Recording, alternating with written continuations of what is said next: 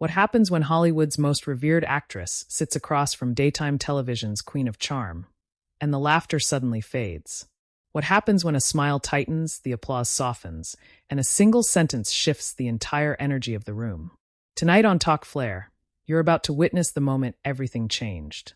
Before we dive in, make sure you subscribe to Talk Flair, hit that like button, and drop a comment, because stories like this deserve to be talked about. The lights inside the studio of the Ellen DeGeneres Show glow with that familiar warmth. The audience is buzzing. They've seen countless A-list guests walk through those doors. But this time, the energy feels different. When Meryl Streep steps onto the stage, the applause isn't just loud, it's reverent. 3-time Oscar winner. Record-breaking nominations. A living legend. Across from her sits Ellen DeGeneres, smiling, relaxed, ready to charm. Ellen jokes about Meryl's countless accents, her ability to cry on cue, her record-breaking Oscar nominations. The crowd laughs. Meryl laughs too, but her eyes stay observant, steady. Ellen leans in. So Meryl, is there anything you can't do? You've played prime ministers, chefs, complicated mothers. What's left? Meryl tilts her head. Oh, plenty. I haven't played myself yet. The audience chuckles, but there's a weight behind her words. The conversation shifts to her recent projects. Her powerful performance in Don't Look Up, where she portrayed a calculating president in a satire that felt almost too real. She speaks passionately about storytelling, about the responsibility artists carry in uncertain times. She mentions how every script she chooses now must mean something, must challenge her. Ellen lightly teases, "You always choose the serious ones. Don't you ever just want to relax?" Meryl's smile softens. Acting is relaxing when it's honest. The air tightens. Subtle, almost invisible. But something has shifted. They move to family. Meryl speaks about her husband, sculptor Don Gummer, her children, and how fame was never the center of their home. "We protected our dinner table," she says quietly. "No red carpets there. Just conversations." The audience applauds gently. Ellen, leaning into her trademark playful style, makes a joking comment about Hollywood egos. "Well, at least you've never been accused of being difficult." There's a pause. Meryl's eyes lift, steady and calm. "That depends on who you ask." The laughter falters. She continues, voice even. "Strong women are often called difficult. I've been called worse." A murmur ripples through the crowd. Ellen attempts to steer it back toward humor. "Oh, come on, we all know you're perfect." Meryl shakes her head. "No one's perfect. But we should be honest about how we treat people, on and off camera." The words hang there. On and off camera. Part 2 unfolds like a slow-burning fire. The audience senses it now. The interview is no longer just promotional. It's personal. Ellen pivots to lighter territory, bringing up The Devil Wears Prada. "Was Miranda Priestly inspired by anyone we know?" she jokes. The crowd laughs loudly, recognizing the cultural icon. Meryl's expression grows reflective. "Miranda was about power, and how power can isolate you. It was never about cruelty. It was about fear." Ellen grins. "You're saying bosses aren't cruel?" "I'm saying," Meryl replies carefully, "that leadership reveals character." The room goes silent. Ellen's smile flickers. She laughs, just a bit too brightly. "Well, I try to be a good boss." Meryl meets her gaze directly. "I hope so." The tension is undeniable now. Not explosive. Not loud. But sharp. The cameras zoom closer. Ellen asks about the longevity of her career. How she's remained untouchable in an industry known for discarding women over 40. Meryl's voice strengthens. "I survived because I refused to disappear. I had children. I aged. I spoke up. And I didn't apologize for existing." The applause thunders. She shares memories of her early years, losing her first love, actor John Cazale, to illness. How grief reshaped her. How stepping into roles became both refuge and rebellion. "You learn what matters," she says softly. "Kindness matters. Integrity matters." Ellen nods slowly, sensing the gravity. But then comes the moment. Ellen brings up public perception. "There's been so much talk in Hollywood about work environments. Do you think people expect too much perfection from celebrities?" Meryl exhales gently. "I think people expect respect." A wave moves through the audience. "And if someone feels mistreated," Meryl continues, "they deserve to be heard." The statement is calm, controlled, but unmistakable. Part 3 feels like standing in the eye of a storm. Ellen shifts in her chair. "Well, it's hard when you're under a microscope." Meryl responds, almost whispering, "It's harder when you're powerless." Gasps. Audible this time. The tension crackles. Meryl doesn't raise her voice. She doesn't accuse. She simply speaks about responsibility, about how influence should protect the vulnerable, about how Hollywood must evolve. She references her work in Little Women, portraying Aunt March, a woman shaped by a society that limited her choices. "Stories remind us who holds power," she says. "And who doesn't?" The audience applauds again, louder than before. Ellen attempts humor once more. "Well, this got serious fast." Meryl smiles, but it's firm now. Some conversations need to be. The camera cuts to faces in the audience. Wide eyes, hands clasped, people leaning forward. This isn't shouting. This isn't chaos. This is control. Part 4 arrives with a kind of quiet thunder. As the interview closes, Ellen thanks her, voice slightly restrained. The applause is enormous, but layered with something else. Reflection. Awareness. Backstage whispers begin immediately. Social media ignites within minutes. Clips circulate.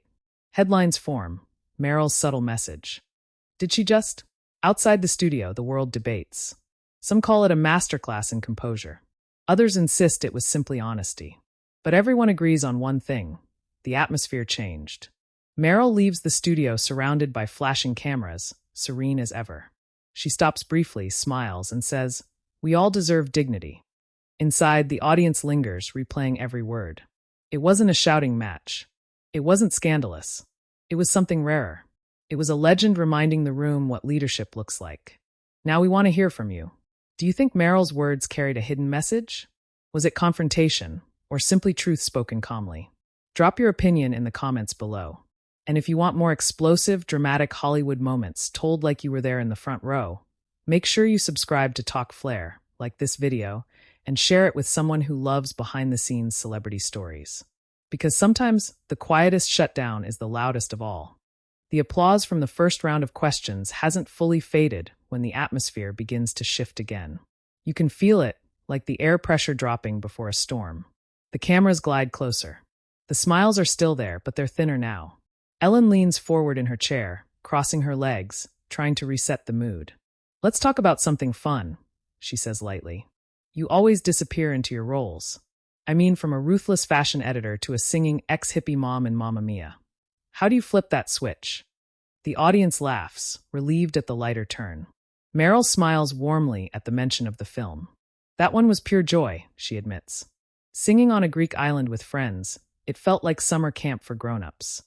A clip rolls on the screen behind them, Meryl dancing wildly, hair flying, laughter contagious. The crowd erupts with cheers. But even that, Meryl continues, her tone thoughtful, was about freedom. About women reclaiming their youth, their mistakes, their choices. Ellen nods. "You really do find meaning in everything." "I have to," Meryl says softly. "Otherwise, why do it?" There's that subtle intensity again. She doesn't perform for applause. She speaks like someone who has lived through chapters the audience can only imagine. Ellen pivots. "You've worked with everyone. Is there ever a moment when you walk onto a set and feel intimidated?" Meryl laughs quietly. "Every time." The crowd reacts with disbelief. "It never goes away," she explains. "When I worked on The Post, playing Katharine Graham, I felt the weight of history on my shoulders." She was a woman navigating power in a room full of men who doubted her. That kind of courage humbles you.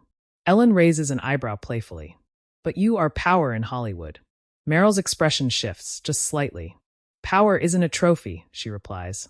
"It's responsibility." The words land heavily. The audience grows quiet again.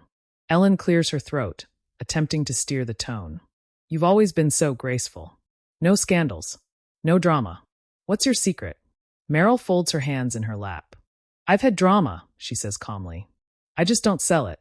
A ripple of reaction moves through the crowd. She continues, her voice steady. "When I lost John," her reference to John Cazale hangs tenderly in the air, "I learned that life is short."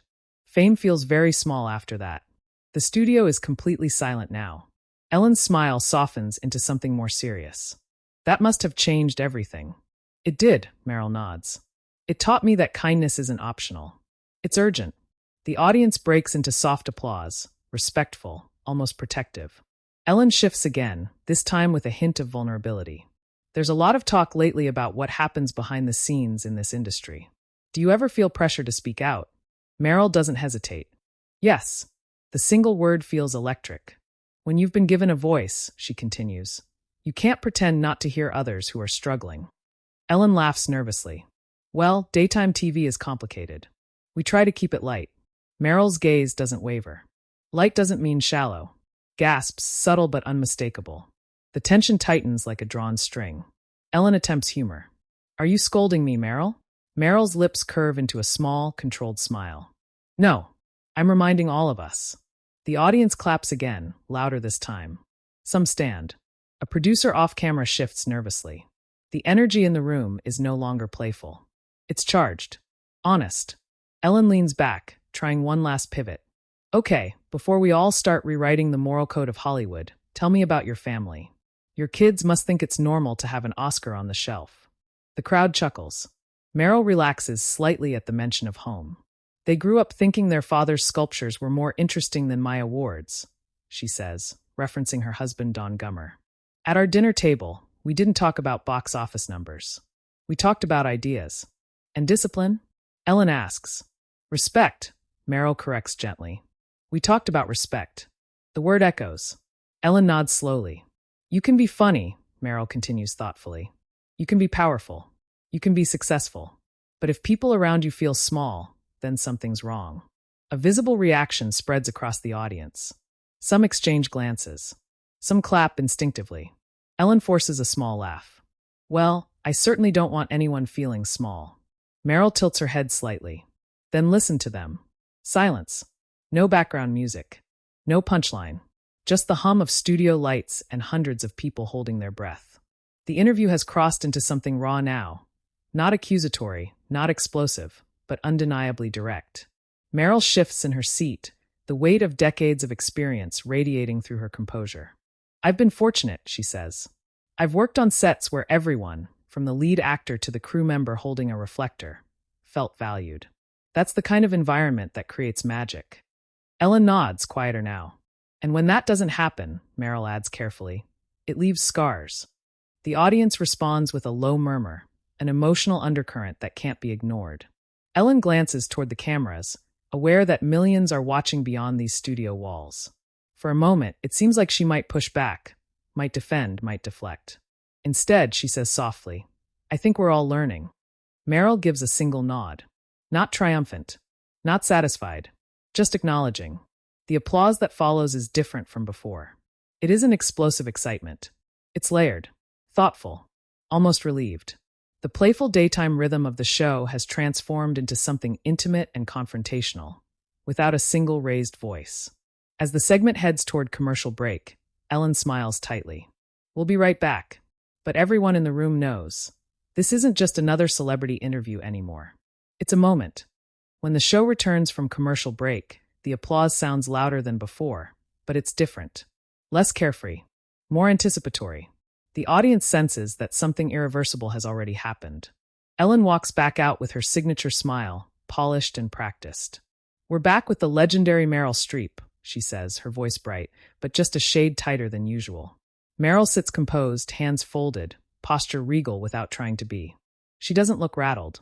If anything, she looks centered, like someone who has said exactly what she meant to say. Ellen wastes no time. So, she begins, you've portrayed some of the most powerful women in history. Prime ministers, editors, activists. Do you ever feel pressure being seen as a moral compass in Hollywood? There it is again, that word. Pressure. Meryl considers it carefully. I don't see myself as a compass, she replies. I see myself as a witness. The audience quiets instantly. A witness? Ellen repeats. Yes, Meryl says. I've been in this industry for decades. I've seen brilliance. I've seen generosity. And I've seen silence, when silence shouldn't exist. The words fall like measured stones. Ellen shifts slightly in her seat. Are you saying people should speak out more? I'm saying, Meryl responds calmly, that when you have influence, your silence can feel very loud to someone who doesn't. A few audience members clap instinctively. Others glance at each other, as if silently asking, is this really happening? Ellen clears her throat. Well, sometimes people are afraid. It's not always simple. Meryl nods gently. Fear is real. I've felt it. When I was younger, I worried about being labeled difficult, political, too outspoken. But fear shrinks when you remember why you started. And why did you start? Ellen asks, trying to steer the moment towards something personal again. Meryl smiles faintly. To tell the truth, even when it's uncomfortable. The room feels smaller now. Intimate. Charged. A clip package begins to roll behind them, highlights from her career. Her haunting performance in Sophie's Choice flashes across the screen. The audience gasps at the intensity of the scene. Tears glisten in a few eyes. That role, Ellen says softly as the clip ends, changed cinema. It changed me, Meryl replies. It taught me that storytelling carries responsibility. When you portray pain, you honor real people who lived it. And you've carried that ever since, Ellen says. I try to. Ellen leans forward again, perhaps hoping to reclaim some lightness. Okay, let's flip it. You've also made us laugh. You danced on tables in Mamma Mia. Here we go again. You've been the fun mom, the quirky aunt. Do you prefer drama or comedy? Meryl chuckles softly. Comedy is harder. Harder. Ellen raises an eyebrow. Yes, comedy requires trust. If the environment isn't safe, comedy dies. The statement lingers in the air. Ellen smiles, but it doesn't quite reach her eyes. You keep bringing it back to environment. Because environment shapes everything, Meryl says evenly. You can't create joy in a space that feels heavy. A visible shift moves through the audience. The subtext is undeniable now. Ellen attempts to defend gently. Well, running a show isn't easy. There are pressures people don't see. Meryl nods sympathetically. Of course, leadership is complex. But complexity doesn't excuse cruelty. A collective inhale. No accusation. No name. Just principle. Ellen pauses, clearly weighing her next words. Do you think people can change? Meryl doesn't hesitate. I believe people can grow, if they're willing to listen without defensiveness. The applause that follows is immediate and loud. Ellen laughs lightly, but there's strain beneath it. You're giving us a masterclass today. Meryl smiles warmly. I'm still learning myself. For a brief second, something softer passes between them. An unspoken acknowledgement that the conversation has moved beyond surface-level promotion. Ellen tries once more to ground the discussion in celebration. You recently received another standing ovation at an awards ceremony. Do those moments ever lose their magic? Meryl's expression turns reflective. They're beautiful, but what stays with me longer are the quiet moments. Sitting at home with my children, watching them grow into thoughtful adults, hearing them challenge me. She laughs gently. They don't care about trophies. The audience chuckles. My daughter once told me, Meryl continues, Mom, it's not what you win. It's how you treat people along the way. The studio falls silent again. Ellen's composure flickers. That's a good reminder. It is, Meryl agrees softly. The conversation now feels less like an interview and more like a reckoning. Calm, deliberate, impossible to ignore. Ellen folds her hands together. If you could give one piece of advice to anyone in a position of power, what would it be? Meryl looks directly at her. Listen to the smallest voice in the room. The audience erupts into applause, louder than at any point in the interview. Some stand. The camera pans across faces, surprised, moved, energized. Ellen nods slowly, absorbing the moment. Well, she says after a pause, I think that's something we can all think about. Meryl offers a gentle smile, not triumphant, not confrontational. Just steady. The energy in the studio has completely transformed. What began as a celebratory celebrity appearance has evolved into something deeper.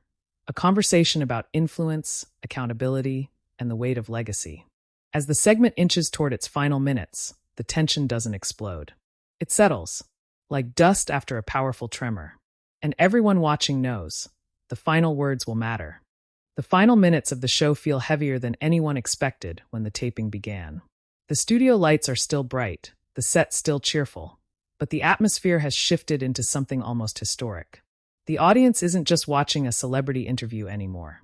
They're witnessing a moment that will be replayed, analyzed, debated. Ellen inhales slowly, folding her cue cards together. For once, she doesn't rush into a joke. You've had a remarkable career, she says, her voice measured. Decades of impact. When you look back, what do you hope people remember most? Meryl doesn't answer immediately. She looks out at the audience first. Really looks at them. I hope, she begins softly, they remember that I tried to leave every room better than I found it. The words are simple, But in this room, they land like thunder. A murmur spreads across the crowd. Some nod. Some exchange glances. The subtext is no longer subtle. Ellen swallows gently. That's a beautiful way to live. It's a difficult way to live, Meryl corrects gently. But it's worth it. The camera cuts to faces in the audience, wide-eyed, reflective. A few people wipe away tears. Ellen shifts, visibly aware of the weight of the conversation. There's been a lot of talk in recent years about accountability in Hollywood. About growth. About listening. Do you feel hopeful? Meryl nods. I do. But hope isn't passive. It requires action. She leans slightly forward now, her voice calm but unshakable. When someone tells you they felt unseen, you don't argue. You listen. When someone says they felt small, you don't defend. You reflect. The silence in the studio is profound. And if you've ever caused harm, she continues, intentionally or not, the bravest thing you can do is acknowledge it. There it is. Not a name, not an accusation, but a message impossible to misinterpret. Ellen's smile returns, softer now. Less polished. More human. I think we're all capable of learning, she says quietly. Meryl holds her gaze for a moment, steady, composed. Yes, she replies. We are. The audience erupts into applause. This time, it's not polite. It's powerful. A standing ovation ripples through the studio like a wave. Some cheer for Meryl. Some clap for the honesty of the moment. Some, perhaps, clap because they feel they've witnessed something rare on daytime television. Vulnerability meeting truth. As the music swells, Ellen stands and hugs Meryl. It's brief but sincere. Thank you for being here, Ellen says. Thank you for having me, Meryl responds. But the story doesn't end when the cameras stop rolling. Within minutes of the episode airing, social media ignites. Clips of Meryl saying, "Listen to the smallest voice in the room," begin circulating across platforms. Comment sections flood with reactions. Some viewers call it a masterclass in grace. Others label it a subtle shutdown. Headlines appear. Meryl Streep's calm but powerful message. Did she just call out daytime culture? Entertainment blogs dissect every pause, every glance, every carefully chosen word. Meanwhile, inside the studio, audience members linger longer than usual. You can almost hear the replaying of the conversation in their minds. She never raised her voice. She didn't have to. Backstage sources whisper about the shift in tone, about how even crew members felt the weight of the exchange. It wasn't explosive. It wasn't chaotic. It was controlled. And control can be louder than outrage. Later that evening, paparazzi cameras catch Meryl stepping into a car. When asked what the interview meant to her, she offers a small smile. We're all still learning, she says simply. No drama. No follow-up. Just dignity. By the next morning, the interview trends worldwide. Opinion columns debate whether it was confrontation or conversation. Fans of Ellen defend her. Admirers of Meryl praise her courage. But almost everyone agrees on one thing. Something shifted. Not with shouting. Not with scandal. But with composure. And perhaps that's the most powerful kind of shutdown. The kind delivered with calm eyes and unwavering principles. Now we want to hear from you. Do you think Meryl's words were a subtle call-out, or simply a reminder of what leadership should look like? Was this a confrontation, or a necessary conversation about accountability and respect? Drop your thoughts in the comments below. Your voice matters. And if you want more cinematic, intense, behind-the-scenes celebrity moments told like you're sitting in the front row, don't forget to subscribe to Talk Flair, like this video, and share it with someone who loves dramatic Hollywood stories. Because sometimes the loudest statement is the one spoken softly.